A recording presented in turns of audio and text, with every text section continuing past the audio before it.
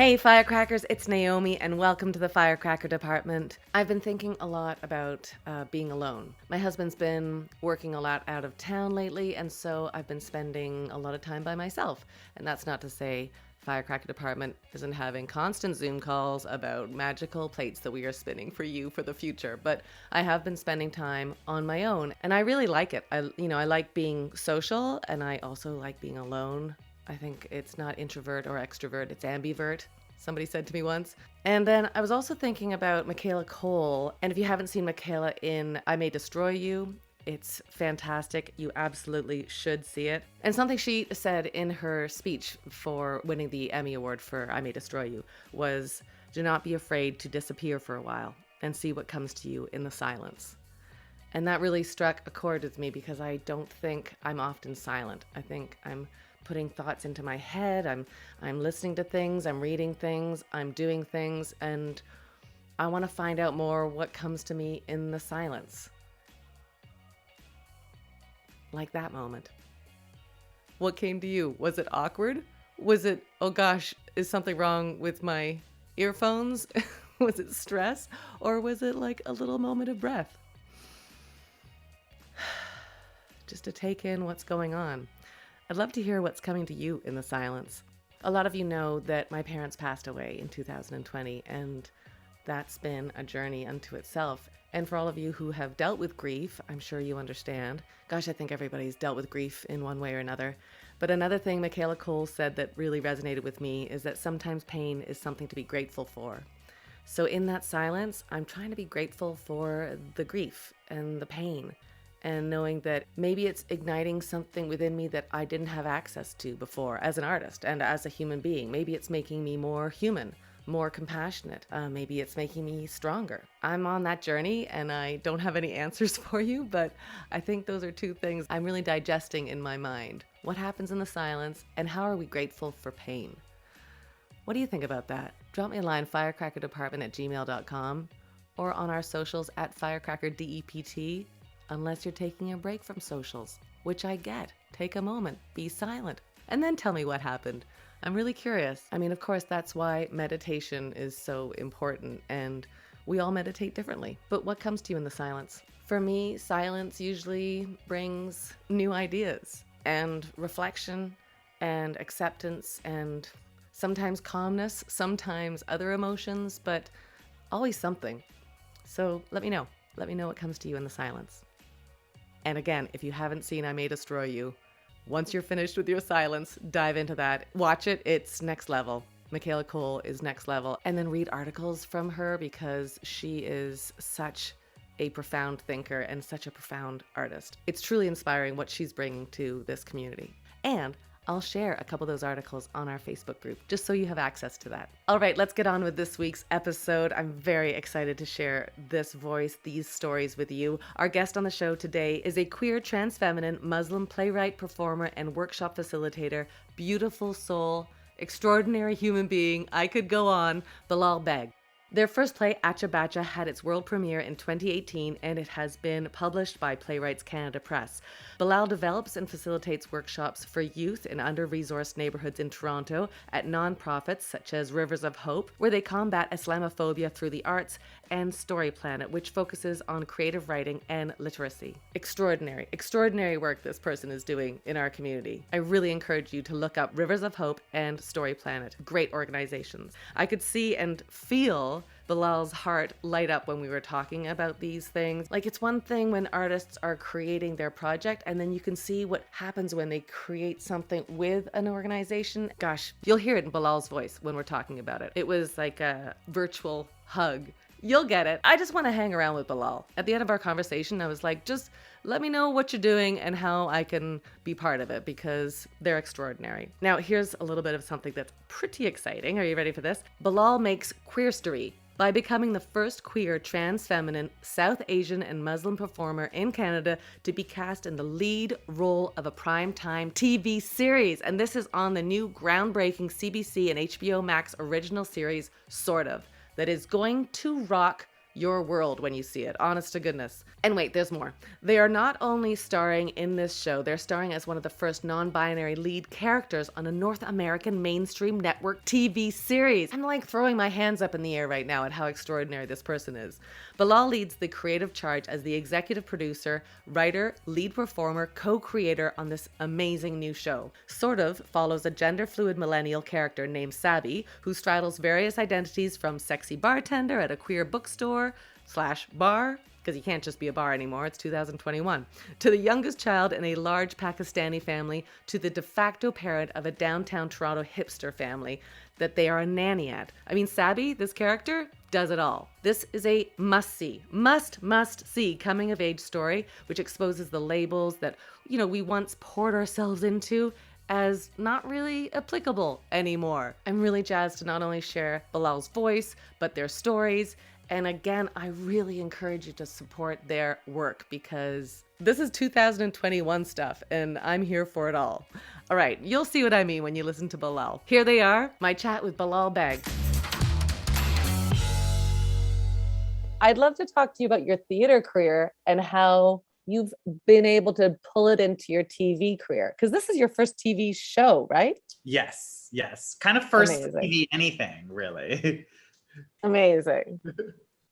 So do you find yourself tapping into your theater skills for your TV work? I find these two mediums so different, and the pace of them also is like something to really grapple with as somebody who spent 5 years working on one play and more years on another. And the thing that I'm finding does transcend is my fascination with characters and human beings and them actually talking to each other and going for as much as possible, like voices and dialogue that feels like it's grounded in some reality. It was something that I know that I really fell in love with early on, and why I was like, it's why I don't want to really write novels or even poems, really. It's like I'm in the business of dialogue, like human beings talking to each other. And so it's a pretty simple thing, but it's nice to have that to hold on to as I'm kind of navigating both these worlds that otherwise feel very different to me. Were there challenges for you? Like, I mean, I know you and Fab have worked together before, so that was sort of like having your buddy along the way. But what kind of challenges did you face when you first started doing sort of? Well, I just, there was so much I didn't know, and I'm down for learning curves and journeys and all of that. I just had not anticipated such a steep learning curve because of all the other titles I have on the show too.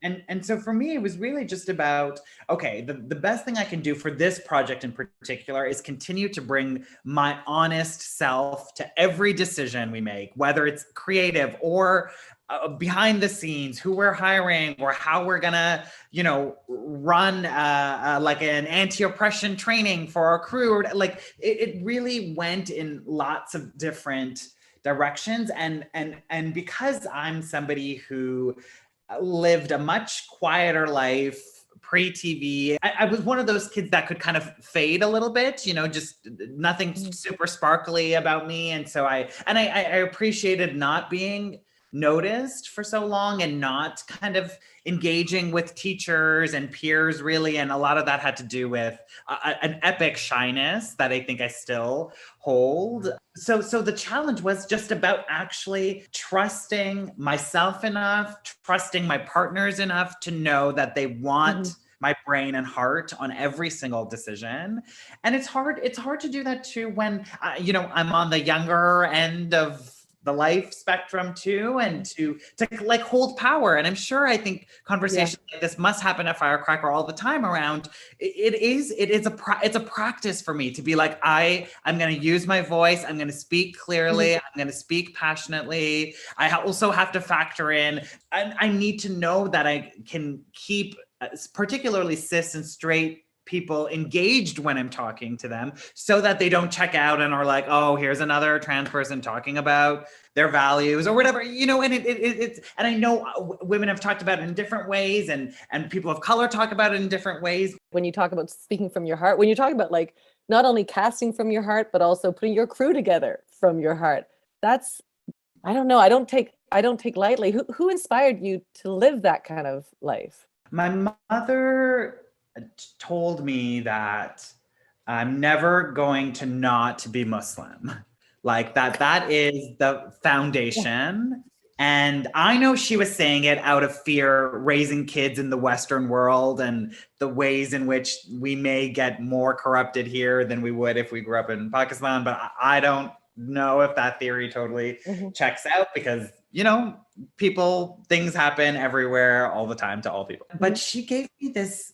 It wasn't a threat. It wasn't a punishment or anything. But it was later on in my life, I learned that it was a gift to be told Mhm. that this is something that you will always have with you forever. And so that kind of laid this foundation. And then when I started to understand my own relationship to my queerness, my own relationship to my trans femininity, those things just started to build on top versus conflict with each other because the Mhm. foundation was so solid and it was literally like never going to change. Those were my mother's words. So there's something just about having received that as a kid from her and not overthinking it but just believing it. And then as my life happened, I think to answer your question in the somewhat shorter way, it's complicated too because my relationship with my mother is complicated. But I can say that gift of this is, you are Muslim, that's not going to change,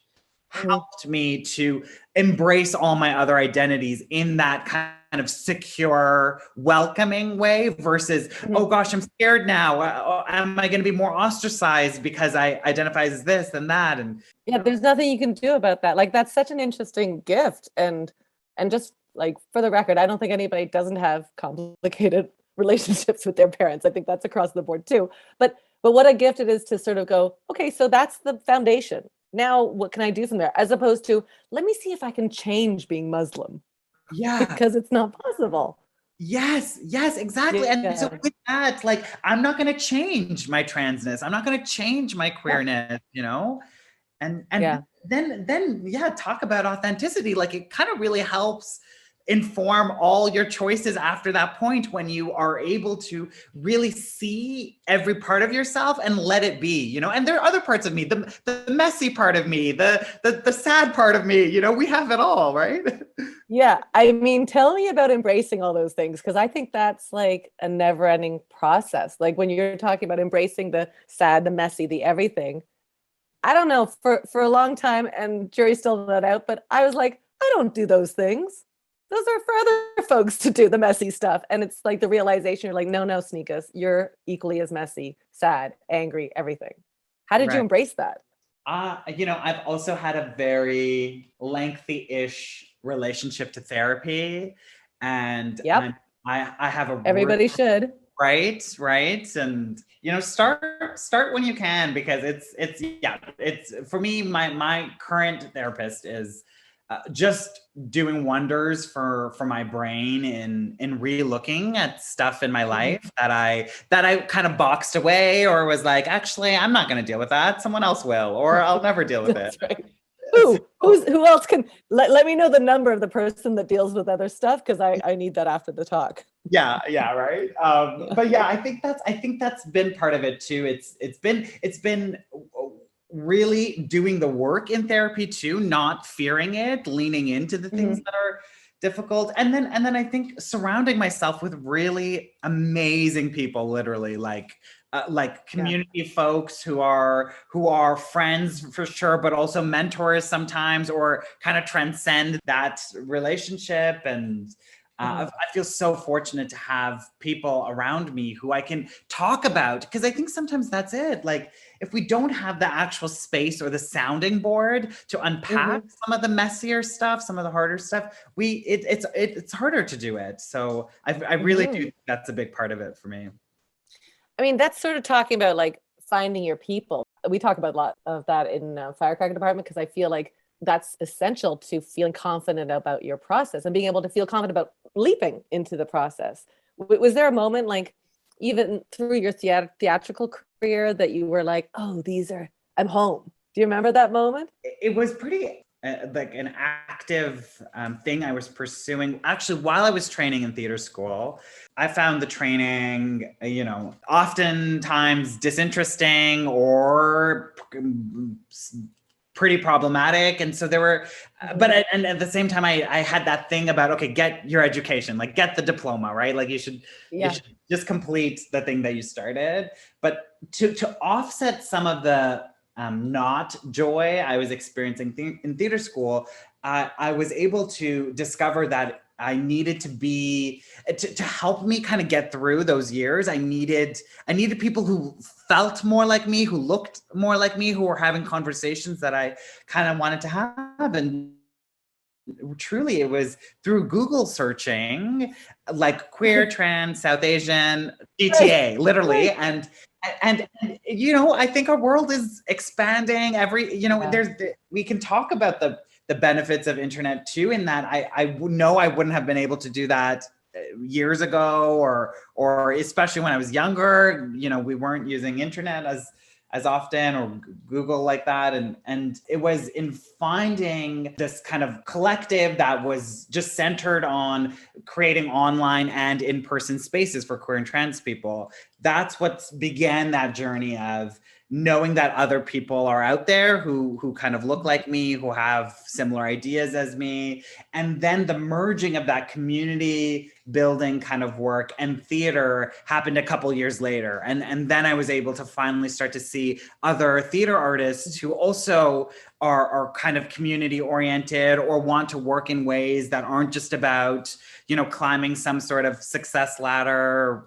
And then it was able to really kind of come together. And now I look at my life and I have wonderful artist friends who reflect so many colors of the world and genders of the world, and it's great to have that now. But the origin of it, they started in different places. I mean, look at your, like, the crew that you have around, sort of, when I think of, like, it's enviable with, like, Gracelyn Kung and Fab Filippo and Nilu Hondo. Those two, like, folks, I'm just like, wow, that's your team. Like, that's part of your team that probably propel you. It was a big joy. And now when I look back at pre-production and the writer's room, and finding the team was so essential in making this a reality. And I know that I just, because I'm kind of really particular in how I like to work, I knew that I wouldn't be able to do my best work if we weren't surrounded by people who deeply cared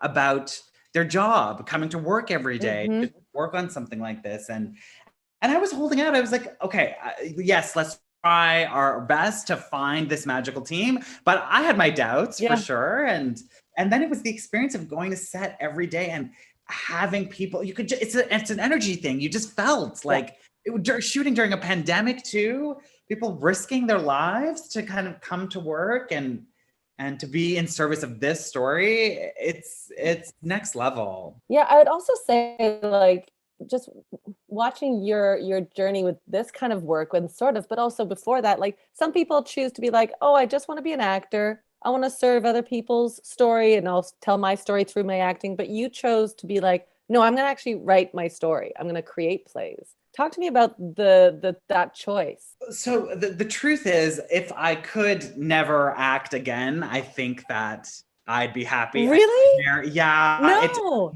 It's tough for me. I don't see it. I see that you love what you're doing. I always loved writing as a kid. I knew that I wanted to tell stories. I was always kind of in my own world, imagining things, and kind of really checked out of school and really in a dreamy state for like many years, and knew that meant that I wanted to tell stories. And I tried to get into creative writing schools, and I got rejected from all of them. And then suckers. Right. But I knew that there was something in theater. In high school, I had fallen in love with theater, and particularly creating stuff. Like I went to a high school that really championed the young people to write their own stuff, produce their own stuff, direct their own stuff. And I settled with theater school because I thought, okay, maybe I'll do this actor training stuff, but it's at least I'm going to school for something that feels creative, that feels like it will unlock my imagination versus settling for like, you know, going to university, doing things that I wouldn't. What was the alternative? It wasn't all thought through, but I thought that I was going to become a translator, like learn a bunch of languages. And then for the UN, be one of those with the headset. And and translating everything. But really, didn't you just want the cool headset? That was all part of it. Well, totally. That's why I'm like, I think it through, because I lost French completely. I studied it all through high school, and I was actually in France recently to promote sort of, and I could not hold a conversation for the life of me. And so I don't know that I actually have the brain to hold all the languages, but yes, the headset was a big part of it for me. So it's complicated because my relationship to visibility is complicated. And so that's where when I'm in the zone and in a scene, I'll do anything under the sun. And it feels again like part of me is being worked and morphed, and the muscle is kind of being activated. The thing that makes it so hard for me is the posters and the billboards and the recognition and the potentially being pointed at and talked about, or like all of that stuff actually can sometimes make my skin really crawl, and so then it just makes it an interesting experience, you know, because I wouldn't give it up, because I love being the vessel for some of these stories, but it emotionally there is a cost for me, and I recognize that, and I'll like work my way through it, but it's why it's challenging. It's tough for me. Yeah. Why do you think that is though? Like, you know, you had an imagination that put you forefront. Like when you say that you were shy, I'm like, I believe you because I believe you, but I don't see it. Like you're so vivacious. But what do you think it is that makes your skin crawl for having that kind of attention? I grew up in a household with 3 other siblings who couldn't be talk about vivacious, right? Like opinionated, asking for things, asking for attention, yelling, screaming, and I'm the third of 4 kids, and part of me feels like just didn't come into this world wired that way. I saw how my parents had to kind of deal with my other siblings, and when I was able to be quiet and more observant and not noticed, it really felt recharging for me, actually. Like I felt like I could get through a school day if a teacher didn't ask me a question or didn't pick on me to answer something, you know. And then I think, I don't know what came first, the chicken or the egg, but in terms of being visibly trans and existing in the world, choosing to wear the things I do and present my gender in the ways that I do, there were a number of years it was really difficult. I know what it feels like to be looked at and to really be looked at, and sometimes laughed at, and sometimes a lot of times pointed at, and that was all before TV stuff, you know, and so. So it was really uncomfortable, and sometimes it'd be hard for me to just leave my apartment, you know, because I know what a day could look like for me, if I wanted to express myself in the ways that I wanted to, and I did want that for myself. Again, having that experience of not feeling like I needed to hide my transness or reconcile it, or like it just, I was like, I'm good to express this. Is the world ready to hold me as I express it? And I think that working on sort of has amplified all of that. And I knew that too. I didn't go into this being like, oh, I hope no one will notice me. Like, I know what I signed up for. And again, that was, there's been a lot of personal, emotional work in kind of preparing myself. Yeah, you sort of take it for granted sometimes that you're like, oh, I'm just going to put this out there. And then you forget about like the publicity machine that is needed to support the work that's out there. And that sometimes takes its toll. So are you able to find like those silent moments? Like I think Michaela Cole's speech, did you hear her speak about at the Emmys the other day, and saying like finding the silence? And that really resonated for me. I don't know about you, but are you able to find silence, or are you just sort of giving into where sort of is taking you right now? Of course, I like to work. And I know that work is important and it clearly fulfills me, but so does rest and pleasure. And I'm a bit I like to like escape when I can. And last weekend I was in Portland, Ontario at a friend's kind of cabin, and so was on the water and walked through the trees at like midnight, and it was like super scary but quiet and silent and recharging, so I really value that, and whenever I can I try to make it happen for myself. Can you give me a little snapshot? Like, I want a little snapshot of where your mind used to go as a kid, like when you did your storytelling or your writing. Do you have like a world that you build? Yeah, I actually, when we were really young, oh my gosh, I can't believe I'm saying this, but I'm totally going to say it. Myself and two of my siblings, we created like a civilization, basically. Yeah, I love this so much because I had a world that lived on a cul-de-sac. Like our civilization was on the circle. So tell me about your civilization. Okay. Well, our civilization, they were called paper people. And so we would draw them out. They were all about 12 centimeters. I still remember 12 centimeters. And you would draw them,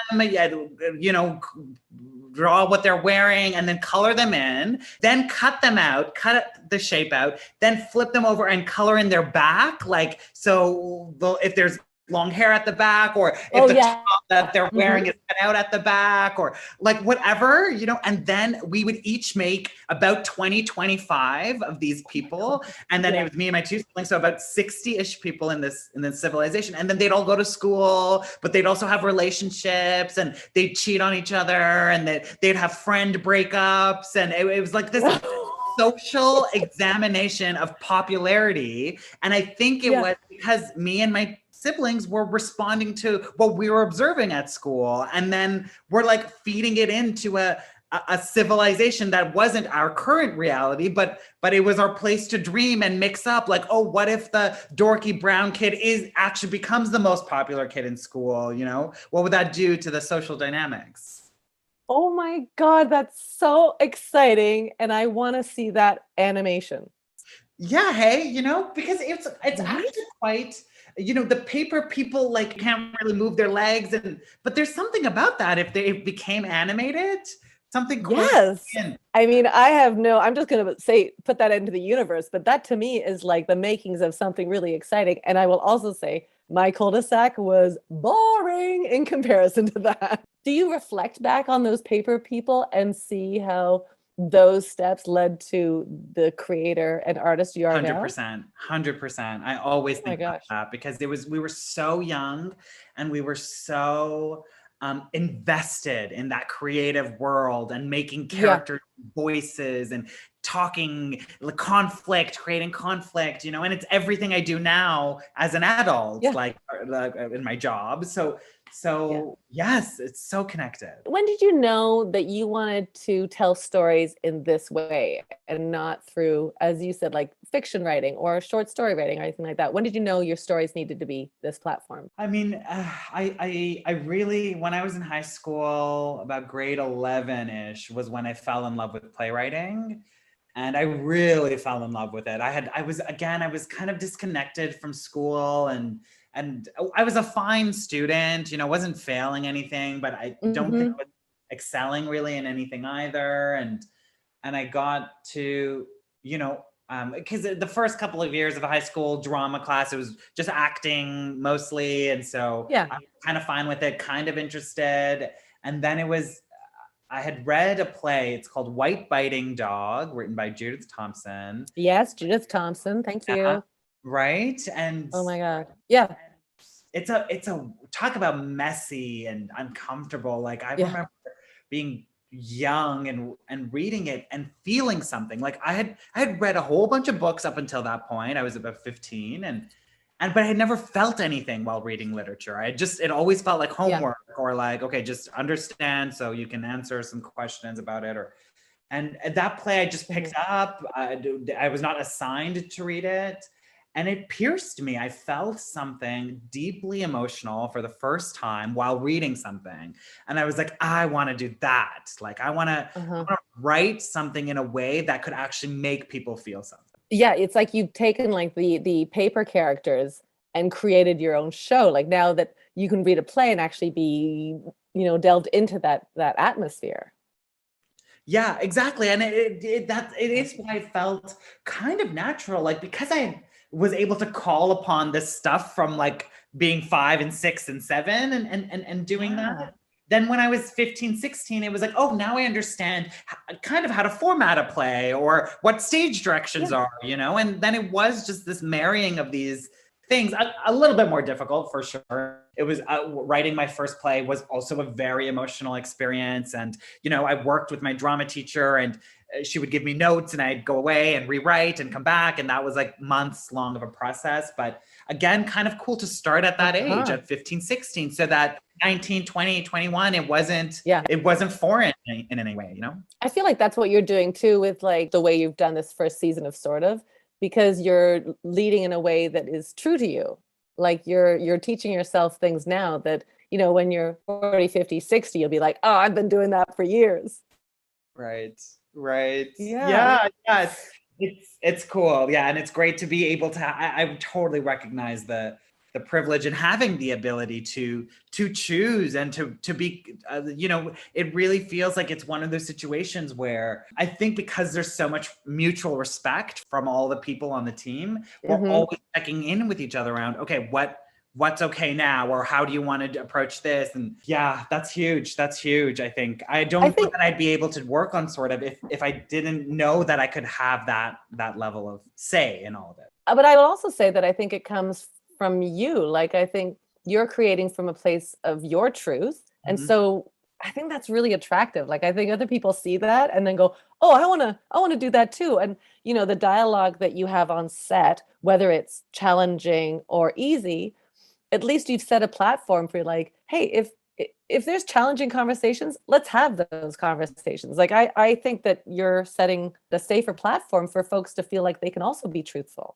Right, right. Wow, yeah, that's really beautiful. Thanks. Yeah, I thank you. I think that's absolutely it. I'm so I just don't know that our world is totally going to move forward if we don't actually talk to each other and engage and risk being open and vulnerable. And it's Yeah. okay, like we will make mistakes, but I think we really have to have those conversations, like be present enough with each other, Yeah. risk showing our hearts. Otherwise, what Yeah. are we doing? I don't know. You know? Totally. Let's get sweaty and awkward, right? Yes, yes, I love that. Yeah. Yeah.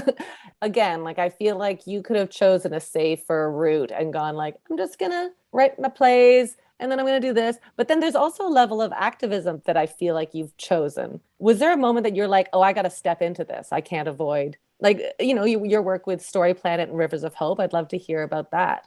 It was actually in response to me feeling like my world was becoming too small in theater school. Like I Hmm. thought that I was going to lose my mind if I had to spend another 8 hours unpacking George Bernard Shaw and his kind of feminism in a play that he wrote in the 1800s. I was like, I don't Right.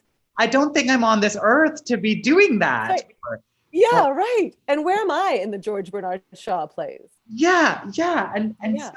so it was, and by at that point I was like, I was in year 2 of theater school. I could feel my world shrinking and shrinking and becoming more and more like something that I didn't Yeah. even recognize. And so the impulse to break from that was, again, growing up in the household that I did, I knew that my mother responds to gentleness and kindness. I think she really appreciates that in other people, Mhm. and I think kind of always wanted to really impress her or really show her that I can be a really kind of full and amazing person. And so Mhm. trying to practice kindness and warmth and seeing other people was something that I had already been thinking about kind of through high school and after, and definitely into college. And so that felt like service to me. Like I was like, I think I need to be in service of something greater than George Bernard Shaw, basically. And so that's when the Google stuff started happening about finding community, and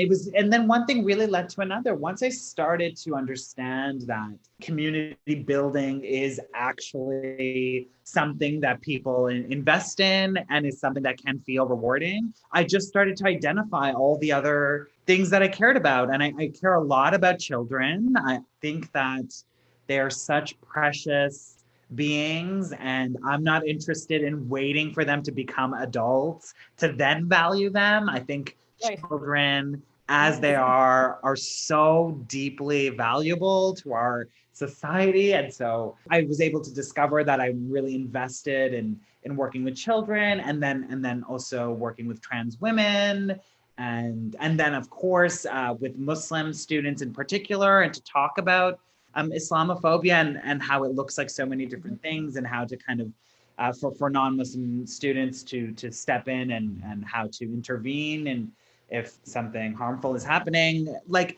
all of those things just started to again build on top of each other once I was able to access what my values actually are, and that they do extend to very specific communities. And I'll be real, I wish I had more capacity to do a better job like advocating for the environment, and I'm not that person that's gonna just like, you may have your plate full. I'm yeah, just right, saying, like, choose your battles. right. And so that was part of it too. For a little while, it was like, well, how do you choose when you care about a lot of things? And it's also really nice to know that life is long, and like, I think I can pour myself into a couple of things now, and then those things might change or evolve into another version later on. And so that feels cool. Like, that actually feels freeing. I want that to be part of this discourse around activism, and like, how do you do it if you're so busy, or you're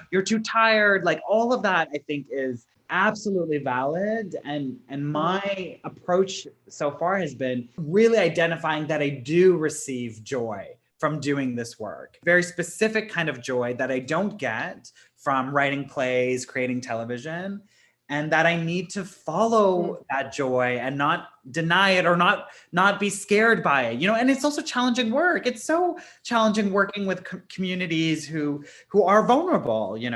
How's your patience? Because I feel like that there's a lot to do.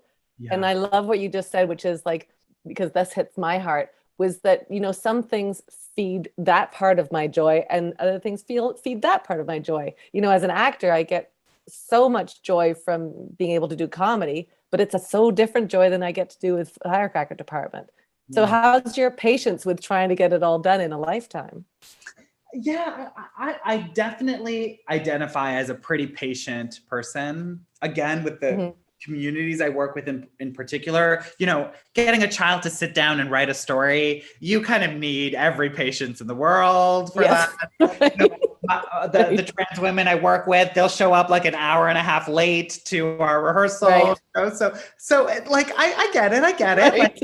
Like, and I love patience. I love that word. I think it's a practice. I have to practice daily being patient. Okay, I'm a little bit worried about the state of the world and climate, for sure. I feel like I can say this to myself: I have enough time to do all the things that I want to do. Like, I just hold on to that belief. It may not be true. I don't know. I don't have total control of what will happen to me in my life. I guess that's something connected to faith too, because I believe in a higher power. I think they're up there being like, yeah, whatever I've got mapped out for you is going to happen, So there's a relief in that too. It's like, I can't also totally control everything I'm going to do every minute of my life. Yeah, I have that sort of notion of like, I'm not going to be able to do everything I want to do. Like, I have to take a break and like not push so hard, because my patience is not good. Like, I'm like, oh, I want to do it now. Let's get it done. As opposed to it'll get done when it's supposed to get done. I found with playwriting, that was patience central. Like, that was just, that's an experience you haven't. I'm a horrible writer. Okay. No, I'm a horrible writer because I want to just do a draft and be like, that's good to go, right? We're finished. And then the second, third, fourth, 20th draft, I'm like, oh no, oh no. So I'm not good with that. I have patience more with people, I think, but not with myself. Right. Yeah. Yeah. So I get that somebody turning up for a rehearsal an hour and a half late. I'm like, you know what? I get it. Things happen, life goes on. And then there's part of me that's like, but we got so much to do. There's so much to do in the world. With the Story Planet, can you tell me a little bit about working with the kids? Because I'd love to hear, like, I don't know, maybe there was a success story when you were like a victory that made you want to keep going with that kind of work. Oh yeah, yeah. Because what's so magical about that organization is we really try to offer a non-traditional creative experience. That's the kind of like mission statement language stuff. But what it actually manifests in is allowing the child to lead the creative process 100% of the time, so that we've got our goals as workshop facilitators. We know we'd like every child to have a short story kind of written so that we can then take it away and we publish it. We have a bookmaking machine and we get a professional artist to cover, and then every student gets a book with their story and their illustration in it. And so, right, like so good, so pure, and so like built confidence building, like to see your name and going, oh, I wrote that. That's you're what a gem. Right. So the tangibles already are so extraordinary. And then what I really fell in love with was our approach, which is if a child just wants to talk about their weekend or wants to run around for 10 minutes and then write, or wants to draw first or roll on the floor, like we just do it. We follow their lead. And so the most beautiful experiences have been working with the shyer kids who already feel like their voices don't matter or aren't valuable, and to spend time sitting with them and in that, and not erasing that reality for them. Because if that's what they feel, that is absolutely what they feel. But we have the language to engage with that in a way that wouldn't reinforce that. I think it's a harmful idea that a young person, a 7-year-old, already feels that their voice isn't valuable, but to sit with it, listen to it, ask questions, and see how we can actually transform that moment. And we do that with multiple children in multiple classrooms over and over and over again, you know? I love that so much. You know what? We should all probably roll around on the floor a little bit before we start writing. I think that might help us. Oh my God. Yes. What I've learned from those kids too. Oh my God. There's such a freedom too. There's no reasons for why they want to craft a story in the certain way. They're literally following their intuition, which is a beautiful thing to witness. Oh my gosh. That makes me so hopeful. Because I feel like people like you, if you're like guiding those little brains and hearts, then there's hope for like future artists. That's totally part of it for me. You know, I can't control what any of these people choose to do with their lives, but the hope is that if somebody at that age came into your world and said, I'd love to hear your voice, I'd love for you to express yourself however you want, that could just make a pretty big difference, I believe. I mean, now, even like after childhood, even as an adult, somebody sitting down going, I think you have something valuable to say, because everybody does. So I know you were a nanny for a short time, and I know your character in Sort of as a nanny, and I love that connection. I also love watching you with those two kids. That's really magical. Oh, yay. Yeah. Oh. So fun. And just so real too, right? Like you just, you know, the thing I hate is when people like talk down to kids and like you just have such real conversations with them. When you were developing those characters with Fab, was that you bringing that to the table going, well, I was a nanny, I think this would really suit this character?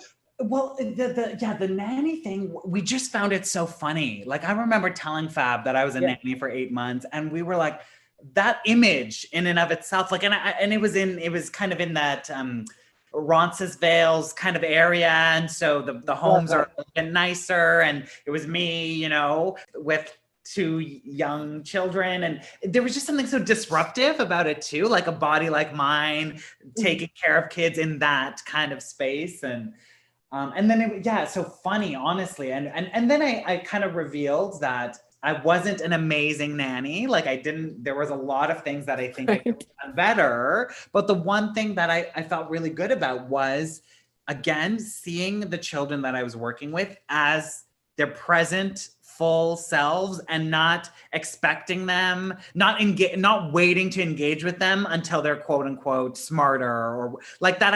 How I kind of talk to my friends a little bit, but a little bit, obviously with the shield of knowing that I'm Yeah. talking to a child, but that was something that was really Yes. great about bringing into Sebi, that they talk to the kids like okay, what, and they believe in those children's agency, that they have the Yeah. capacity to choose. Like that moment, I think you've seen the second episode, right?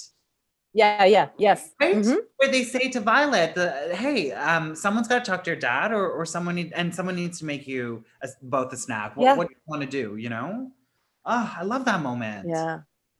I love that moment. I also love the moment like of even like the first where you're walking down the sidewalk together because as TV watchers, we're all writing the story as fast as we can. So I'm seeing these three characters. What's the relationship here? Oh, are they siblings? Is that their mom? Is that their parent? Like how does it? And I love like that moment of going, "Oh, that's what they are together." It's so exciting. Yeah, cool. Bilal, I'm just so happy. I'm so happy speaking with you. I don't want it to end, but I also don't want to hold the world's record for the longest podcast. So let's do some wrap ups. I'm going to turn the tables and let you ask me a question as I usually do at the end of these podcasts, and then we'll do some wrap up questions. Okay, amazing. I'm gonna try to make this a question. It is a question. I just don't know how to totally frame it. I'm right now. I'm so curious about people and their relationship to leadership. And Great. so I don't know what the question is, but maybe I just want to hear another brain talk about either how you approach leadership, how you truly feel about it. Is that in contrast with the things that you have to do as the founder of Firecracker Department? Like all of that. Does that make sense? It absolutely does. I find leadership so exciting. I find everybody who steps into a place of leadership exciting because it's not a straight road. It's not a smooth road. It's an exciting road and I'm up for the adventure of where this takes me, but I do love the idea that I can pull people together. It's sort of like what we were talking about before with community. Like the fact that I've created something that brings people together for a common purpose and joy. That's I'm good. That's all I want to do. And I also think there's like for me there's a time to lead and there's a time to follow and I love doing both equally. Like I sure love when somebody else calls up and says, "Hey, do you want to be part of this thing that I'm leading?" I'm like, "Awesome. Let me just follow your lead." So I think there's a real give and take that's important. I've been diving into a lot of Brene Brown. You ever read any of her stuff? Yeah, yeah. So, yeah, so that's sort of been feeding me a lot with like the power of leadership too. And how if we can have like a room full of folks that love leading, then we're all gonna take responsibility for things. And I think that's a huge key for me is like engaging with people that see the common purpose, but also enjoy the ownership of it. Mm-hmm, What mm-hmm. about you? Because you've stepped into a leadership role from the beginning, from paper dolls.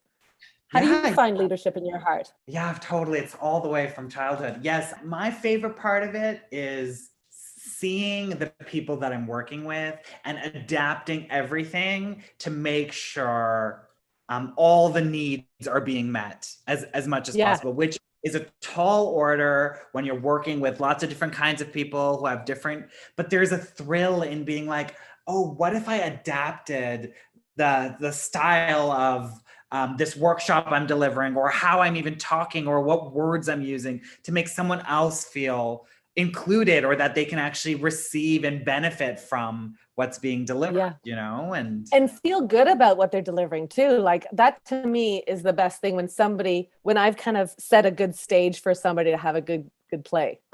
yeah, yeah. Yeah. Yeah.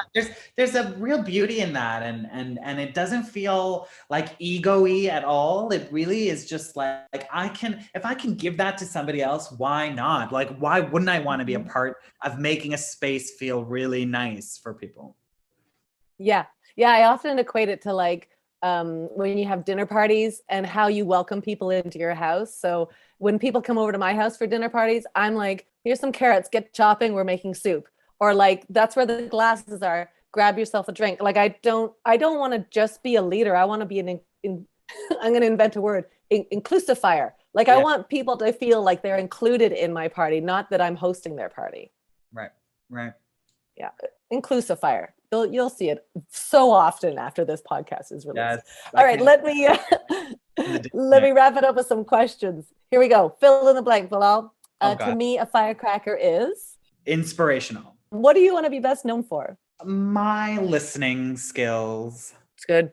You got those. If this was a movie, like if your life was a movie, what would you say would be like the climactic turning point that changed your life? Wow.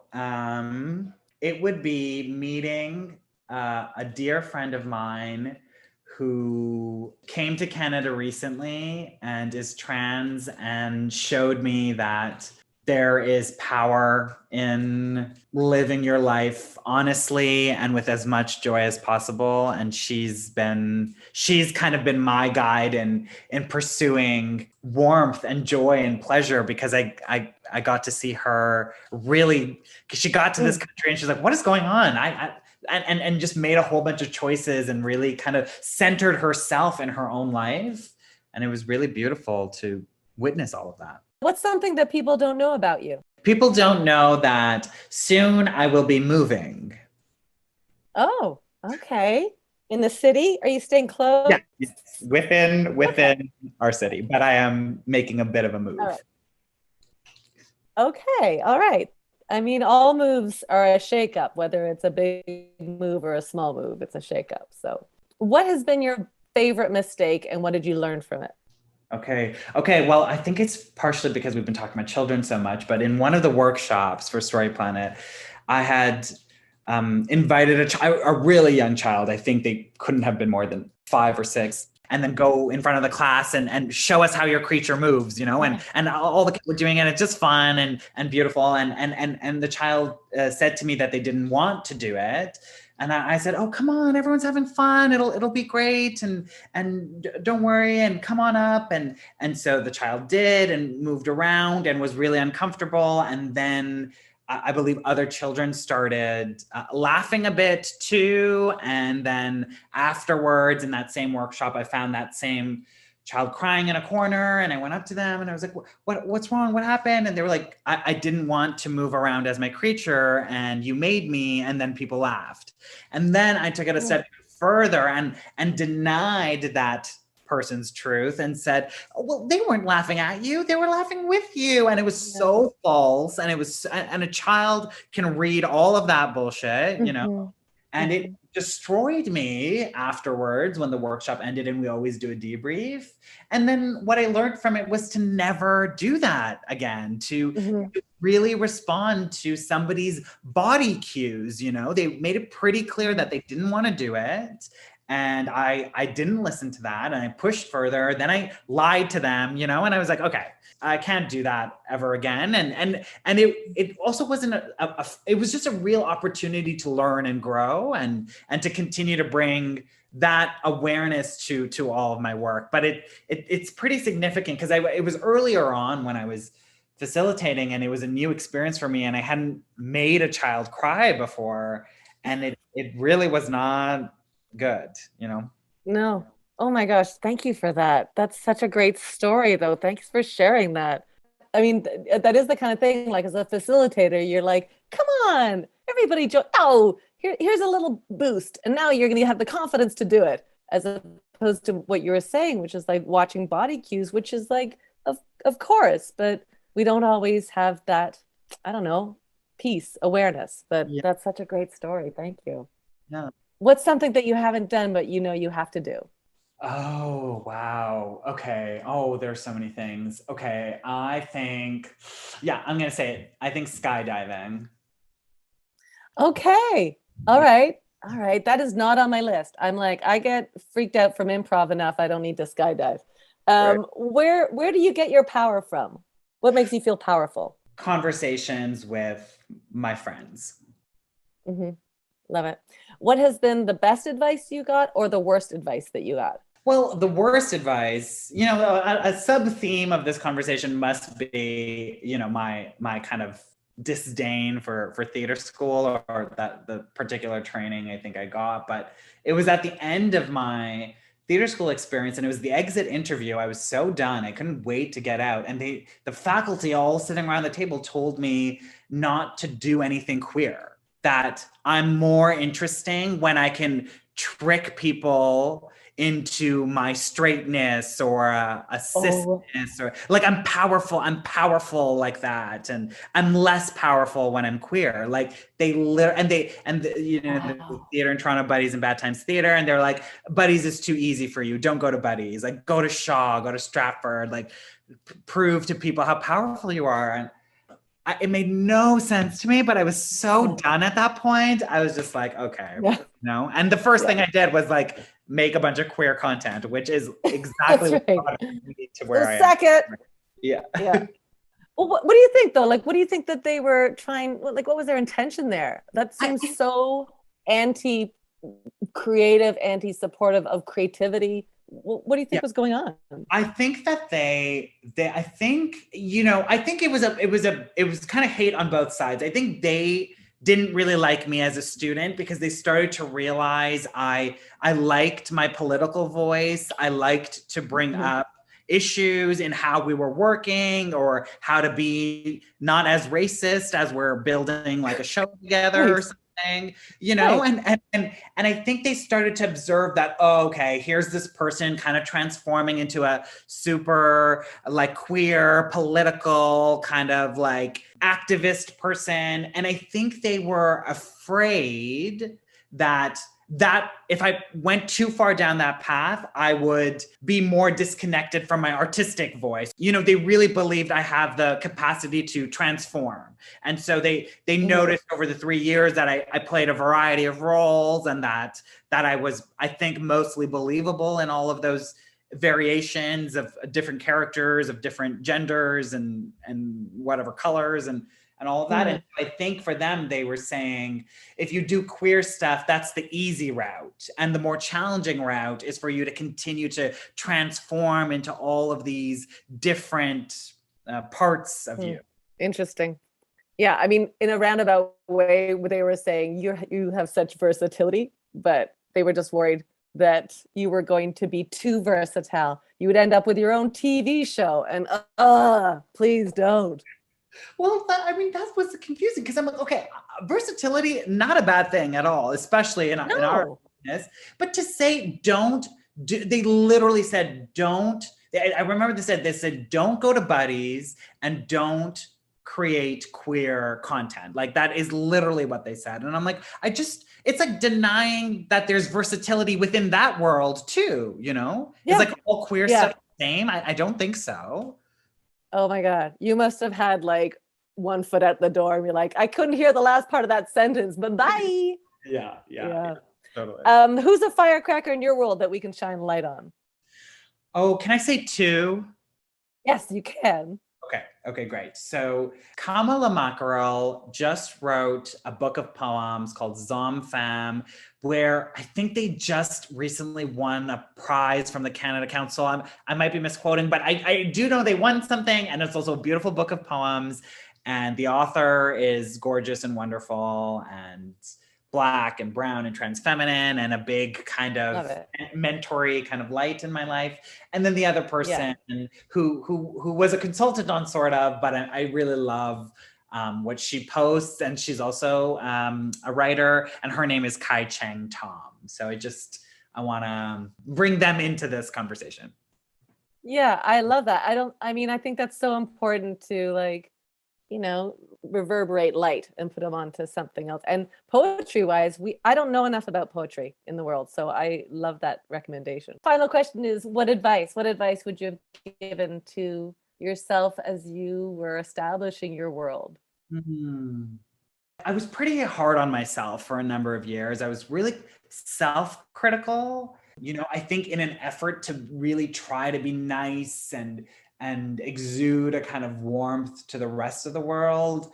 I guess in a twisted way to balance that, I was really kind of harsh to myself. And anytime I'd slip up or, did something or didn't follow through with something, I'd get really mad at myself. And I journal a lot. And so I'd kind of journal really angry notes to myself. And I think I would encourage myself and maybe anybody else who finds that they have a tendency to be really critical to, it's that thing of like, how would I approach this situation if it wasn't me? If I was speaking to a child or speaking to a friend or somebody who I really love and value, like I wouldn't be that harsh. So I think that would be it for me. I loved what I was doing for so many years, but I was, what's changed is I'm less mean to myself now. And I wish I was a little less mean to myself a couple of years ago, Yeah, I think it's a line though, don't you think? Like or at least I find this is that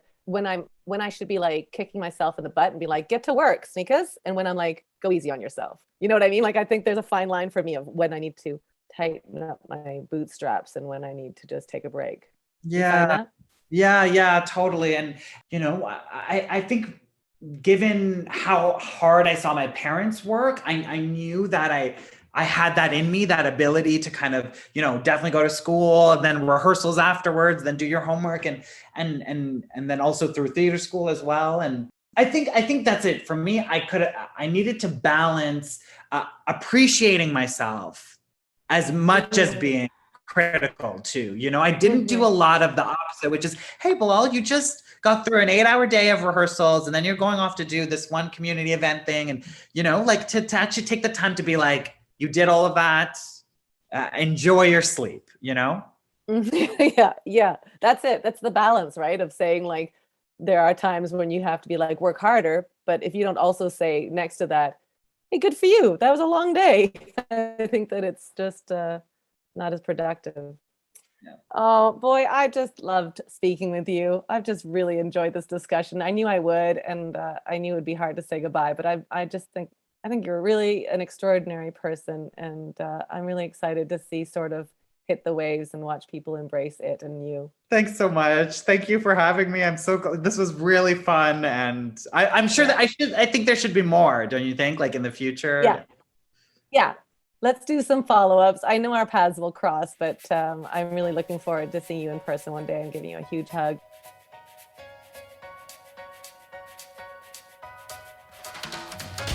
I just loved it.